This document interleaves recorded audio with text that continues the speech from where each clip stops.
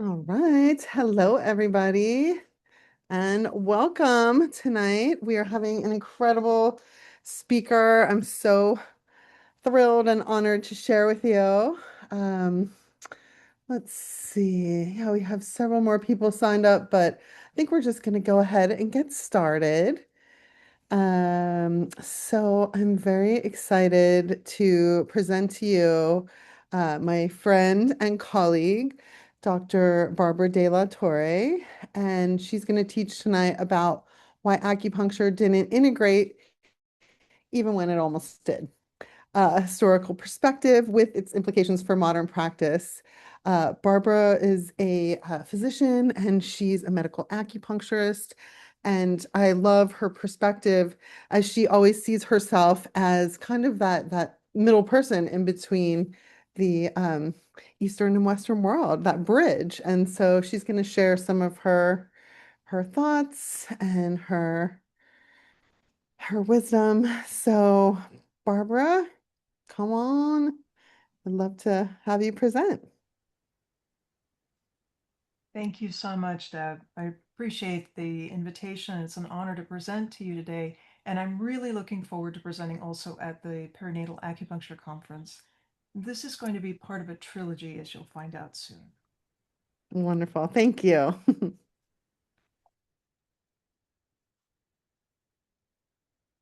We start with the Great Wave, 1971. You guys know that year, and if you don't, not only I was born that year, but it was the greatest acupuncture wave arriving in North America. And it's something that's sort of that cultural lore. That's something that we really look back to as this is when acupuncture arrived. Now, this was based on James Reston, who was a correspondent for the New York Times, and he was traveling to China ahead of Nixon's trip. And he had a bout of acute appendicitis, successful surgery, and then after surgery, he had this post-op complication of ileus or constipation. The digestion just wasn't moving, abdominal pain, bloating, and just 3 needles and a little moxa within an hour, he's fine. And so he writes about this extraordinary experience, and the wave ensued. So this article sparked this curiosity that really drove not just one physician, but multiple delegations of physicians all across North America. They were going to investigate acupuncture and anesthesia firsthand. So you have this massive transmission of acupuncture to the United States, and then it's happening in this very short period of time. Now, that can result in what's known as, we have stages of acceptance, stages of denial. So if we go to now looking at Western medical institutions, how did they react? So the way they reacted is that they were at first really excited about it. There's all this enthusiasm. And then their attempts to dominate, followed by dismissing it because they can't. And then at all costs to protect biomedicine as the sole legitimate cultural model of American medical practice. Sound familiar? But let's look first at the initial enthusiasm because that's a very interesting point in history. And what we find is that there were eyewitnesses there, obviously, but some of them wrote about their accounts. And there was one by the name of Arnold Katz. Now, he's very familiar to people in my world where we trained with all of learning physiology, anatomy, pathology, and this textbook was something that was known to every medical student.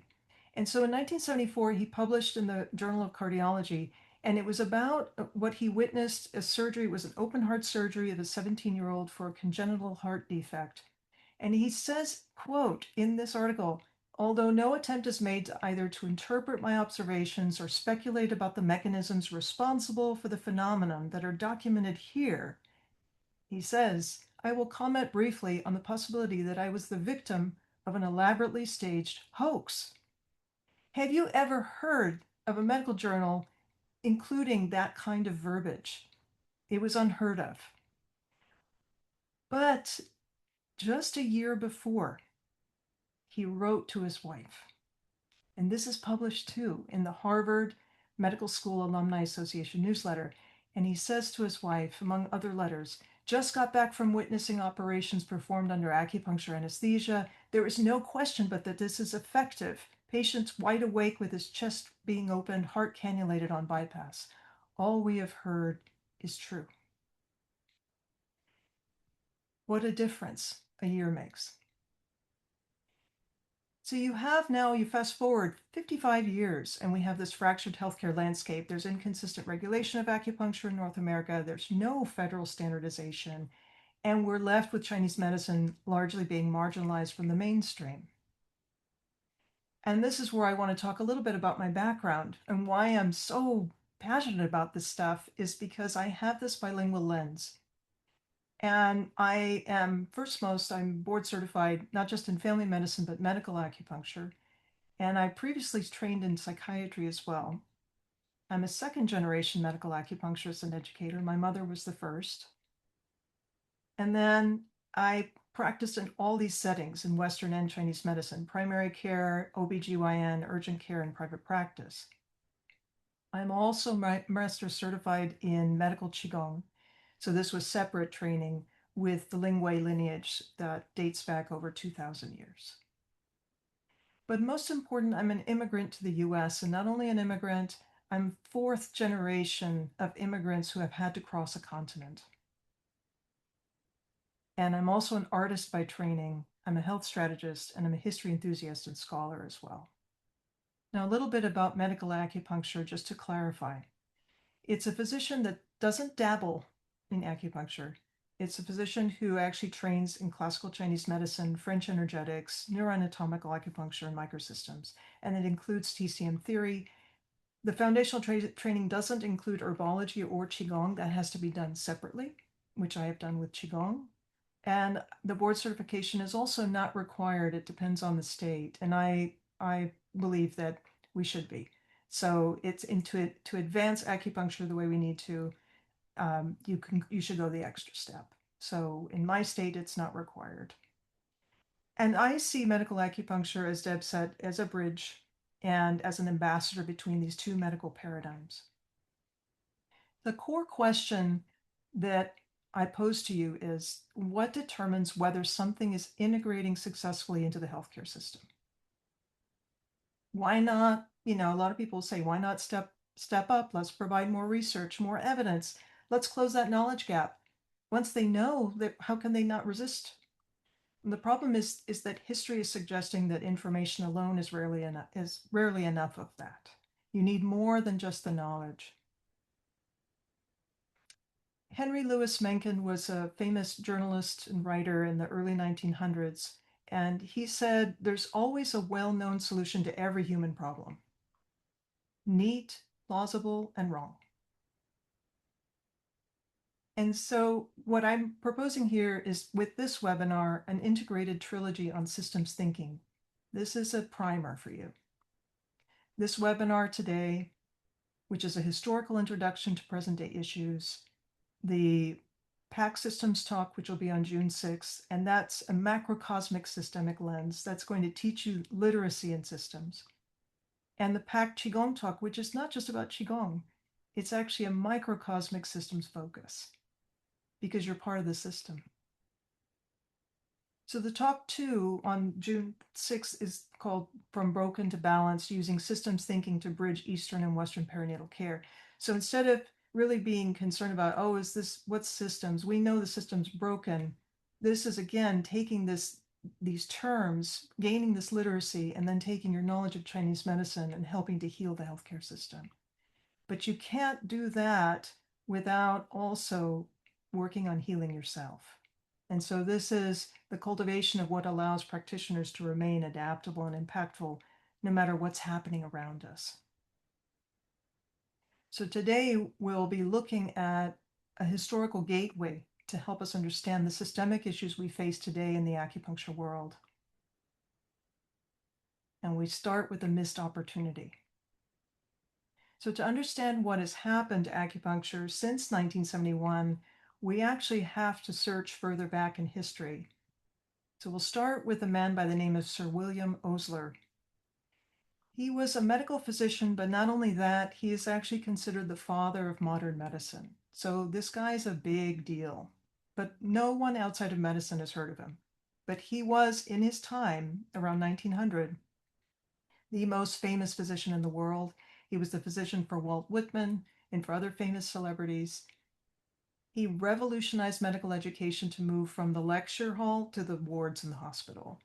And he also was a really great role model for bringing humanism into the practice of medicine. Now, there are three primary sources that I looked at with William Osler. Now, why do I talk about this guy? It's not just he's any famous physician. He was someone very special. He actually was one of the founders of Johns Hopkins, and Johns Hopkins was the model for all medical schools from a certain point to the present day. And in the first one, this is called The Principles and Practice of Medicine. Why am I showing you this? This was a medical textbook. Now, today we have thousands of textbooks to choose from. But in his time, his book was the book. And it was 16 editions for over a 50-year period. So everybody was using his book. So I looked in his book, and because I was a scholar in medical school, I was an Osler scholar, I found acupuncture in it. I thought, what is this doing here? This is a Western physician. So it was treating acupuncture in dropsy, which is now known as edema, lumbago or low back pain, and sciatica. And then I look at another text, and this is a biography of William Osler that was written by one of his proteges, Harvey Cushing. And he talked about this wealthy patron named Peter Redpath who went to visit Osler to get an acupuncture treatment. So there is actually a written account, third hand, of someone seeing him for acupuncture. But it didn't go so well. So what happened was this wealthy patron comes in, he's got this intractable low back pain. And so in due course, they put needles in the low back. And then he is just what's called ripping out a string of oaths. That's another way of saying swearing. And so he's swearing like a storm. And then he hobbles out. So it didn't go well. And Osler thought, oh, great, this is a patron. We're going to lose money at the university. The third book, which also creates this kind of weird, mystery, is that he gives these lectures at Yale and he talks about the evolution of modern medicine. So by the time he gives this lecture in 1913, he's world famous. So he's talking about from the beginning of medicine to the time period where he was when he was living. And this is what's interesting is that he talks so he's praising the Greeks and the Persians and the Babylonians for their medical acumen. But when he talks about the Chinese, he is not complimentary at all. He is talking about them being appallingly stagnation, the sterility of Chinese medicine, the state in which people remain that they have no knowledge of anatomy, physiology, or pathology. And that can't be farther from the truth. There are researchers now today like Peter Dorscher who are discounting that, or Pony Chang. So we know this is not true, but he's saying all of this at that time. And yet, this man who was so well known he was a wonderful educator. He loved books. He loved acquiring new knowledge. And he loved teaching students. He said, the true student is a citizen of the world, the allegiance of whose soul and at any rate is too precious to be restricted to just a single country. So you think this man would be really open to learning about Chinese medicine. So how in the world does Osler not fall in love with Chinese medicine? How in the world can he not when he finds out about how amazing it is? And I wanted to know. But you see, physicians, the way they're trained and the way Western clinicians are trained is to be very objective. And to be objective means that you have to leave the subjective, you categorize it, you compartmentalize it. So you can deal with that within a certain system, biomedicine. But when you introduce a whole different system, a whole different way of thinking, and it doesn't fit under that microscope, how do you deal with that? How do you adapt to it? So the question is, what happens when a healthcare system encounters something fundamentally different from itself? So we start with understanding what was his knowledge? How did he acquire it? But first, I want you to imagine that it's just 200 years from now. 200 years later, And I'm not being dystopian, but just imagine there's no digital footprint, there's no paper record, and you find this black bag. And then you open the black bag and you find this artifact, and you don't know what it is. And you can guess, but it doesn't come with these instructions. So instead, you have to play around with it and decide, well, maybe I listen to it on one end and I put it on something else to listen to it. But what about a needle when it comes across the pond? What happens? What if you don't get the instructions? What if it doesn't come with the entire system? And so in this case, you know how it's used because you have a role model to show you how to use them, right? You have context, you have teaching. So here's Osler at the bedside with his students. But when acupuncture was crossing over, not to the neighboring Asian countries, but when it was going over to Europe and Great Britain in particular, you're getting people writing these accounts not based on understanding the whole system. They didn't have the classical text translated into their language, not at that time. So you have all these barriers to transmitting this vastly different medical system. And these barriers include culture, teaching methods, and language. And when we look at, you know, how he ripped out a string of oaths, it's no wonder. We have to understand, how did he do this? Well, in the account, he talks about using hat pins, not acupuncture needles. Can you imagine? A hat pin is about 10 times the diameter of an acupuncture needle. So it's like a like drawing a syringe, so it's much bigger. So of course the guy's going to hobble out. And and so you have to look back and see, well, how did he find out about this? Now, the other thing we have to know is about knowledge is what makes a medical therapy or a system. How do you define that? And I it's in four parts really. So a system, in order for a medical system to be a system and whole, it has to be satisfying intellectually, it has to be digestible as a foreign technique, it has to be believable to doctors and patients.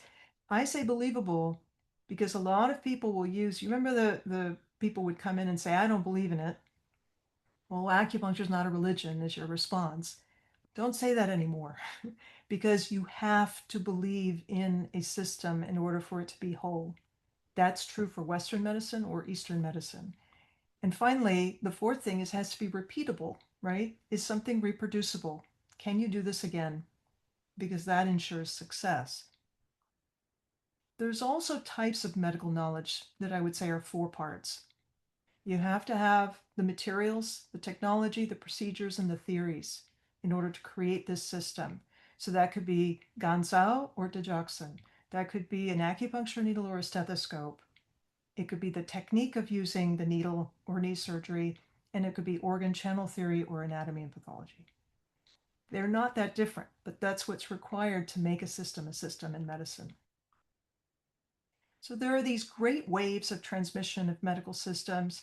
And in Chinese medicine, when this system was traveling to Japan or surrounding Asian nations, it was virtually complete because it doesn't have to cross very far. So if they wanted to know more knowledge, there was easier transfer of knowledge back and forth. And the farther you go, though, in this case, though, it also depends on influence, conquest. So the Greek Arabic medicine made its way to Europe and North America as a complete system. And in turn, the orthodox Western biomedicine made it back to the rest of the world since the 1700s. So it's bidirectional. And Great Britain is what I'm going to focus on today because this is how Osler acquired his knowledge. In other countries, for example, it was different. And we're talking about Western European nations. In France, for example, the Jesuits were taking primary classical Chinese texts directly to France, translating them and creating this whole French energetic system that was more complete. Whereas in Great Britain initially, there were these two waves. There was the 18th into the early 19th century, and then you have the late 1950s and 60s to the present day. Osler was introduced to acupuncture not during a wave. He actually did his postgraduate training. He went to Great Britain and he studied in between the waves. Now, when you're in between a wave, you're actually not exposed to as much. So you may get someone's opinion. So he actually was studying with one particular person who his last name was Ringer, who created Ringer's solution that they use in surgery for fluids. He studied with that gentleman who wrote about those same three conditions. So he virtually copied everything from him. And that gentleman, or that physician, learned from his family member who traveled with a trading company to Japan and China. So they didn't get the complete system. Now, missionaries were also the first to report theories of Chinese medicine, but there was no practice or instruction in their background. So, you can guess how they were transmitting the knowledge. And then moxibustion and pulse taking techniques were probably the ones that were most successfully transmitted.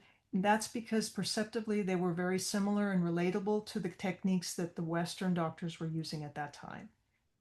When you have something like acupuncture, it's so different that it's more difficult to transmit to the West. So if you don't have a similar equivalent, it's not as digestible. Remember those 4 requirements for it to be a system. The second wave, acupuncture, was then assessed in Great Britain as a surgical technique through experiments and attempt to standardize without the original theory. So it's acupuncture in name only and not it from its source, not based on the theories. Additionally, you have these accurate body maps of acupuncture channels. They were not reaching Great Britain. You had people remaking the maps. So it's like playing that game of telephone, right? Where you're just telling someone and then telling someone else. And by the time it gets to the 5th person, it doesn't even look anything like the original. And then this was also, if you look at the historical context, this was a huge time of medical reform and radical change. There was also westernization of medicine in China. So here you see a poster warning about superstitious behavior not curing tuberculosis. There were lots of events happening. Opium wars in the 19th century. You have corruption and degradation of the Qing dynasty, and Western and Chinese attempts to ban acupuncture at the extreme.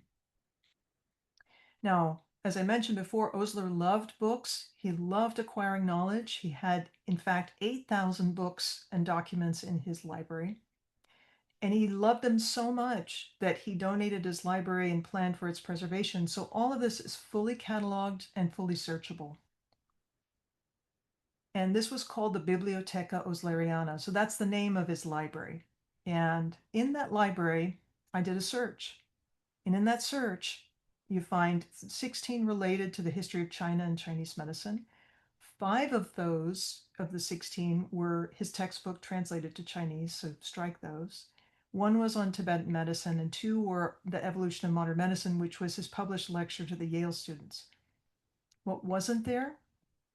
Any single classical Chinese text. There was not a single classical Chinese text in his 8,000 volume collection.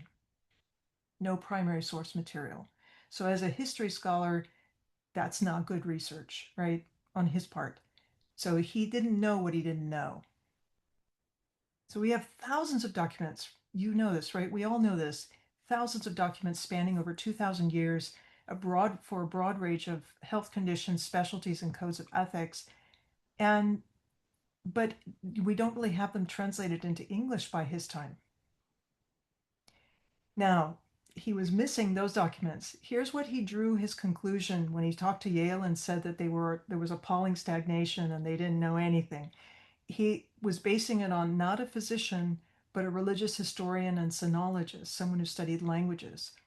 So he wrote this 6-volume set, Jan Jacob Marie de Groot, and he wrote on the religious system in China, which focused on religious practices, superstitious beliefs, and ritualistic behavior as an integral part of the Chinese medical system. So no understanding, lots of bias. And here's a quote from this book where he talks about ghosts being the chief causation of disease and plague. Their ejection or expulsion was ever prominent element in the healing art. This art may have grown out of other directions, but the great demonistic element reappears everywhere to this day. So will therefore conduct the reader into the field of medicine and promotion of public health. So he didn't have a very high opinion. And Osler based his conclusions off of these works. So it makes sense where he's drawing it from. And kind of puts it into perspective. Why didn't he fall in love with Chinese medicine? How can you not fall in love with it? And it's because of the knowledge. But we start to close the knowledge gap. And this comes from JAMA, 1962. And it was, I believe, the first article in JAMA on acupuncture. So it was called Acupuncture Therapy, and it was written by Ilse Vieth. And if you're familiar with Ilse Vieth, she also was the author of the first English, at least partial translation of the Neijing, the first 34 chapters. In my book, this woman is a hero. She is a pioneer.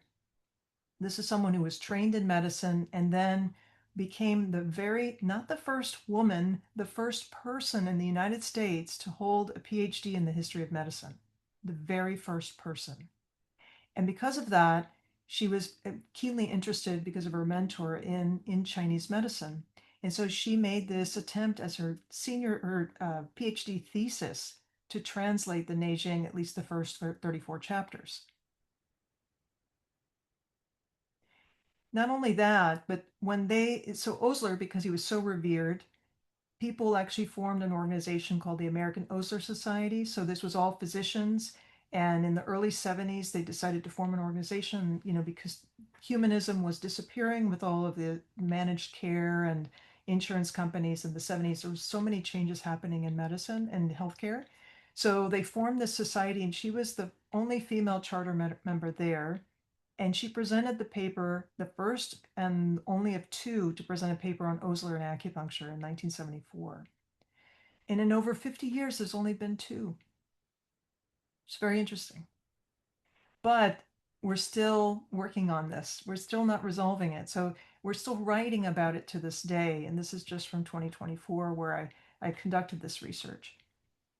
Now, her pioneering efforts, again, this is a large scale attempt. And of course, we don't use this translation. But I don't know if people have told you, oh, that's inadequate. That translation won't do. You have to use another one, right? That's more complete, more scholarly.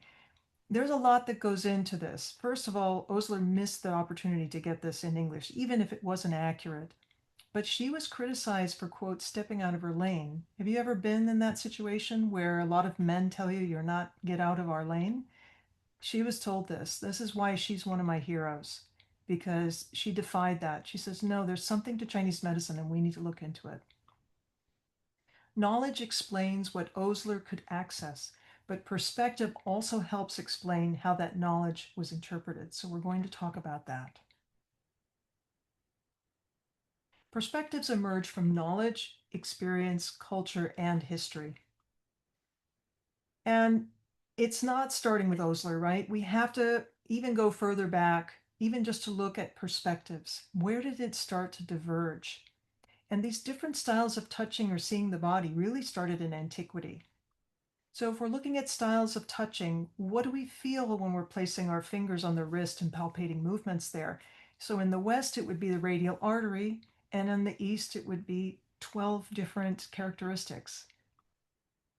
And styles of seeing couldn't be so different between these two systems. The relativity of perspectives to mistake our viewpoint for truth, where you have meridian map versus a muscle map, and each one has an omission. And so there's a danger that versions of the truth sometimes differ so much that the very idea of truth becomes suspect. And we'll look now at Osler's introductory remarks to the Yale students. He said, before talking about Chinese medicine, that magic and religion control the uncharted sphere, the supernatural, the superhuman. Science, however, seeks to know the world and through knowing to control it. This is all stemming from perspective. In fact, different perspectives between Western and Eastern medicine. Either the divide between health and disease versus a continuum, or whether it's either or with microscopic and macroscopic, it's segmented versus something that's more telescopic and in harmony and in a continuum. The yearning to control the environment versus the adaptation to change, and the goal to be free of disease or to build the internal defenses. And you can't talk about perspective without talking about the political and historical events. There were the Opium Wars, westernization of medicine in China, the corruption of the last dynasty, and attempts to ban acupuncture, as I mentioned, but also the treatment of the immigrants in the US. There was the passage of the Chinese Exclusionary Act in 1882 in the US, and the bubonic plague was particularly alarming the way immigrants were treated in San Francisco in 1900. In the United States, with that act, it was meant to block path to citizenship. That was the first time that ever happened. And the bubonic plague, the city's Board of Health was taking racially motivated actions that were very ineffective and harmful. And Canada was no better. There were quite a few racial clashes, riots, exclusionary organizations, and lots of immigration laws. In fact, this is Sir Richard McBride, who was the kind of the premier of British Columbia. He was quoted, I think it was in 1914, he said, to admit Orientals in large numbers would mean, in the end, the extinction of the white people. And we always have in mind the necessity of keeping this a white man's country.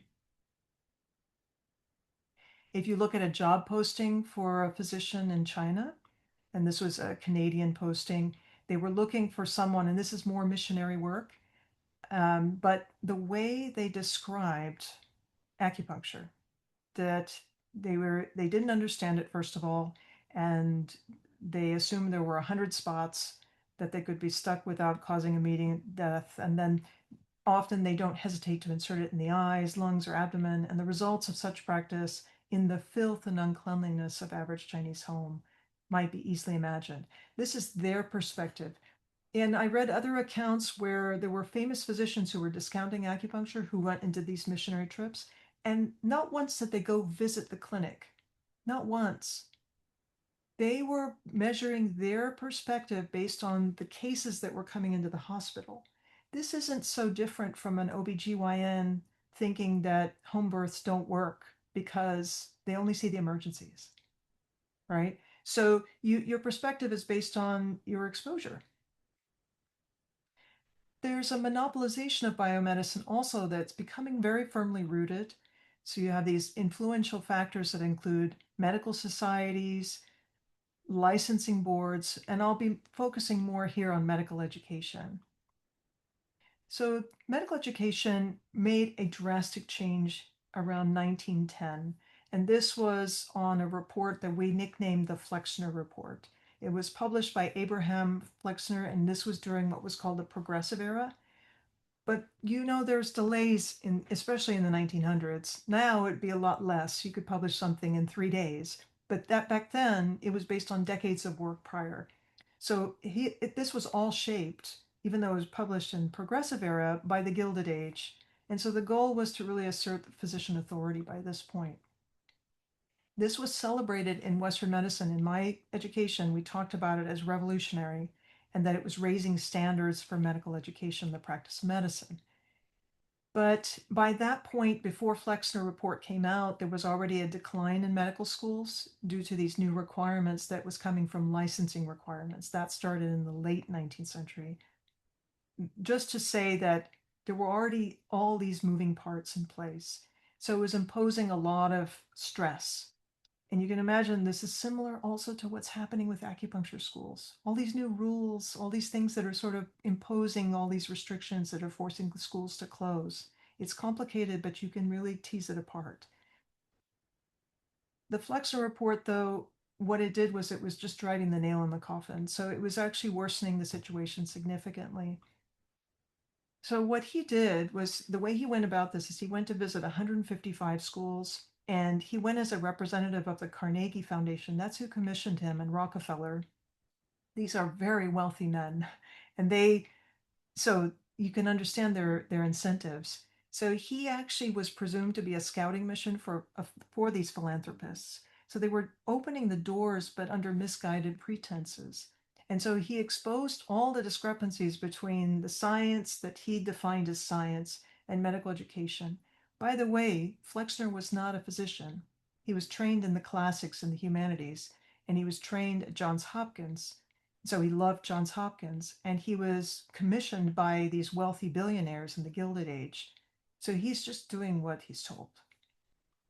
But the non-allopathic education schools were not favored at all. And what he did was he visited these schools as well, homeopathy, osteopathy, and so forth.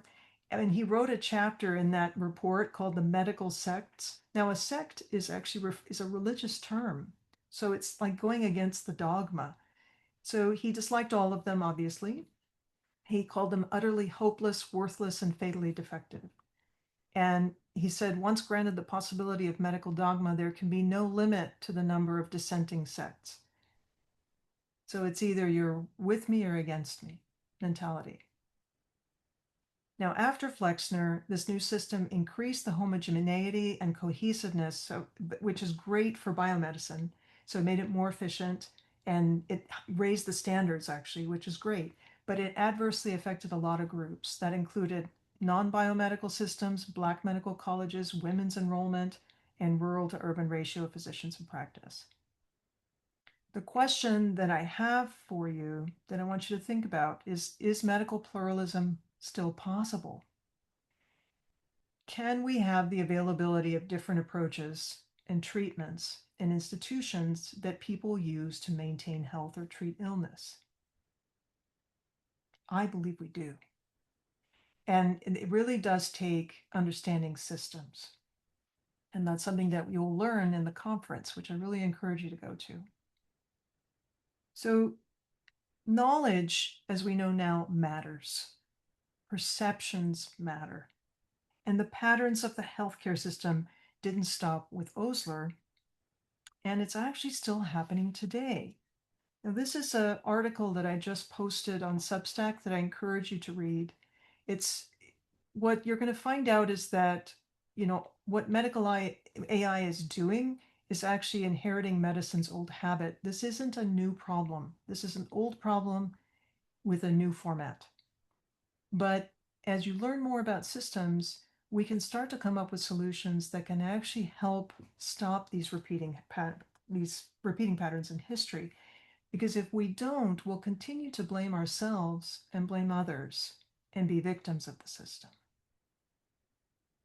So I encourage you to go. Thank you so much. And I am open for questions if you have them. All right, thank you so much. That was amazing. I really appreciate your information and expertise in all of this. Um, yeah, like Dr. De La Torre said, we're gonna be in San Diego at the Perinatal Acupuncture Conference. It's happening very soon. So it's 2 days, 15 CEUs, all the food's included, right on the water in San Diego. So we're really looking forward to having a full house. We have literally just a couple seats left. So offering a special discount using the word systems as the promo code. Special for this class, and you'll get a little discount there, and that's going to be good for about 48 hours. So if anybody's interested, feel free to join us. We'd love to have you and get to hear more from you, and then 8 other speakers. So it'll be quite exciting. So does Yeah. anybody have any questions? Anything anybody wants to ask? Well, Comment? good question. And thank you, Dr. Delatorre, for your lecture. Can you hear me? Yes. Okay. I was just wondering about the whole AI debate, um, and I know that, again, like you said, it's like all the historical information feeds into AI, and that's how AI is set up. So, how do we overcome that lag of information, the lag of, current research and like the wave that's coming now, how do we make sure the AI doesn't mislead people using it in this context? Because I know everybody's using it and including acupuncturists, right? So They are. yes. Yeah, it's a great question. And uh, part of it, the article will reveal as well as the conference, because one of the things that AI, we think it's that they have, yes, it's true. They have more information, they have more funding. There's there's this false sense of security that it's accurate. And it's Mm. not so much that it's pulling from historical, it's just that all the descendants of the same players that sort of created this sort of Flexner report are in play. And Mhm. if you do the research, there's different AI. So in the article that I wrote, I studied one particular AI that is the most popular medical AI that's used by practitioners in the US, and that's called open evidence. Open evidence. Okay. Yeah. And so it's accessible to anyone in Western medicine who's a licensed practitioner. So that could be a doctor, nurse, PA, and and the the problem is, and then I asked specific questions in this article, I targeted perinatal care. So Mhm. I wanted to know what was its knowledge of acupuncture. Mhm. And and you cannot if you're it's interesting, what's information is everywhere, but it's being funneled so that you're not getting a lot of information. That's what's Right. happening right now. Everything's narrowing down to what's selective, almost the way algorithms are in play with social media. You Mm. get what you like, and it keeps coming back. Right. Now, 80% of physicians are using some kind of AI, and 60% or more are using open evidence. And Mhm. almost all medical students are using open evidence. So the more they use it, the more they rely on it. And the more they rely on it, the more they think it's true. So Right. you can't combat, to answer your question, you cannot combat the information overload. And the only thing you can do is find a different leverage point. So you'll learn at the conference that the leverage points include information, but it's not the only one. So we have to pick what we can do and not fight the fight that cannot be won. Yeah. I mean, you gotta, right, join them or whatever, right? Well, it's not even joining, it's not even Like, joining them, because I'm looking at this from a yin yang perspective, that mhm.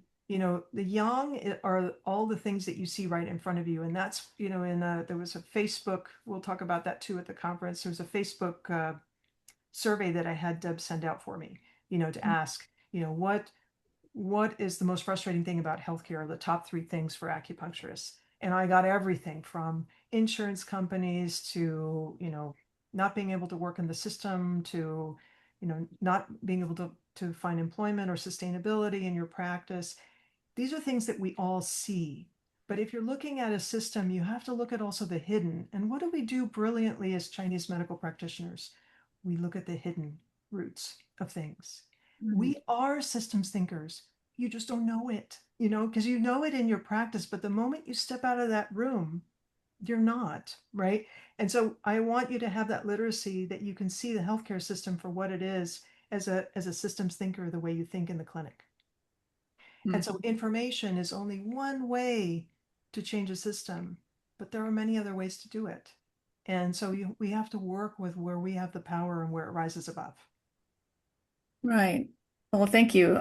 So open evidence is available to anyone to download. It's just you go on the I app. think it's only available to, I think it may be just Western practitioners if I'm not mistaken. You have to Oh. verify through what's called an NPI number.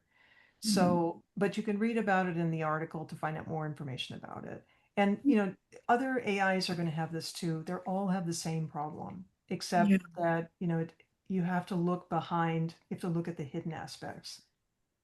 Right. Right. Well, my question was kind of like how, as an industry, do we like train the AI, right? Like to give it more information. And if it, I mean, it's kind of controlled by whoever Not, those. it's not a winnable fight. Yeah. So that it's one thing that if you have awareness of what Hmm. it is, then you know how to educate people. Right. If it is here and it's not stoppable, but we are also unstoppable too in what we Yeah. do. Okay. Thank you so much. You're welcome. Yeah, I did just try to register for open evidence, and you do have to have an NPI You number. have to have an MPI number.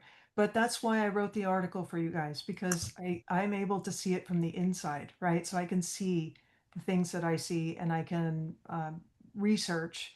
And it's a great tool for Western medicine I'm not discounting that. However, it's the same entrapment that doctors had decades ago when pharma reps were coming to their offices and giving them free samples. It's not very different because it's funded by venture capitalists and private equity and pharma and devices. Right. Same for the research, right? It's all sponsored by, yeah. Yeah, everything is, so that's why you have to understand systems in order to work around what is seemingly impossible. Remember, the yang is not always the winner. A yin approach also is necessary in order to, you need that to build the yang. So this is a yin approach, is the way I take things in systems. It's really looking at where are we strong and where are we individually strong and collectively. Right. Are All there right. other questions?